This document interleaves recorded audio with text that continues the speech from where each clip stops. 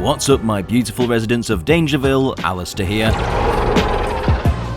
And we have some interesting news regarding everyone's favourite insectoid mammal reptile thing, the MUTOs, and what their significance in King of the Monsters really meant that expands their mythos and helps us understand more about these fascinating creatures. So, let's get to it.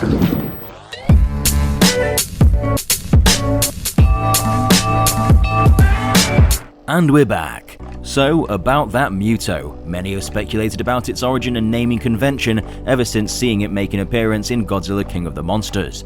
Many presumed it was simply an older female MUTO that had been hibernating for all that time. Some even thought it was a MUTO Prime, even though there are some significant differences in overall visual design, size, and behavior. I myself personally called it a MUTO Alpha, due to its different design and the fact it understood power and the natural order more than its now very dead counterparts. Though from the director himself, we now have information on what the creature actually is. During the King of the Monsters watch-along that many of you may have participated in, Mike Doherty let us in on an array of information for behind-the-scenes goodness regarding the film. So, from the director himself, welcome the Queen MUTO. Taking a very similar physical form to that of the female MUTO, being terrestrial and walking on 6 legs, except having more pronounced dorsal ridges that from a certain angle take the form of a monarchal crown, which expresses her royalty status, hence the name Queen MUTO. Mike Doherty also mentions that this specimen is much older than the one seen in 2014, and that the Queen is covered with scars from past battles or mating rituals. So we at least know that this MUTO is battle-hardened, and can certainly hold its own in a fight, and considering how powerful the standard female MUTO was, shows how much dominance and power Godzilla now has over the Titans following Monster Zero's defeat. And the most exciting, the most epic, and most game-changing news we have from the director is that this MUTO, this one right here, yeah, she's called Barb.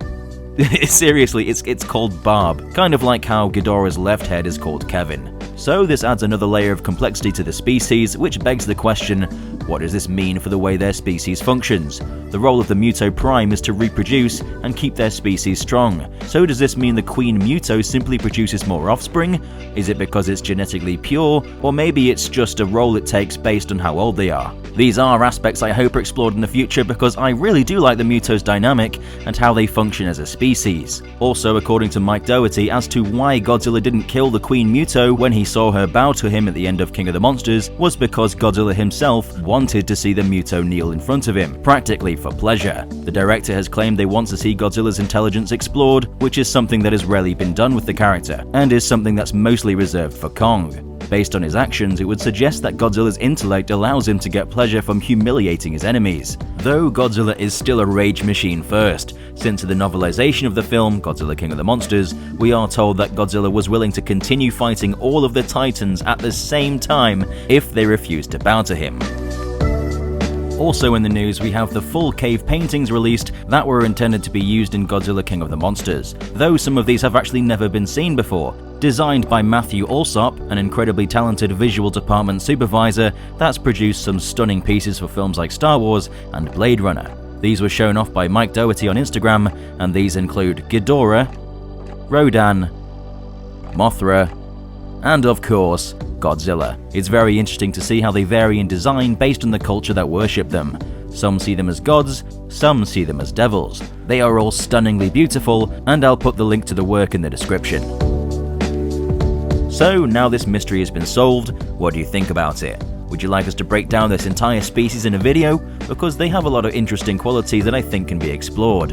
If you enjoyed this news, leave us a like and don't forget to subscribe and become a resident of Dangerville today. Because with enough of you residents, we can finally take over the planet, making our little town of Dangerville the Danger World. I've been Alistair from Dangerville, soon to be Danger World, and we'll see you in the next one.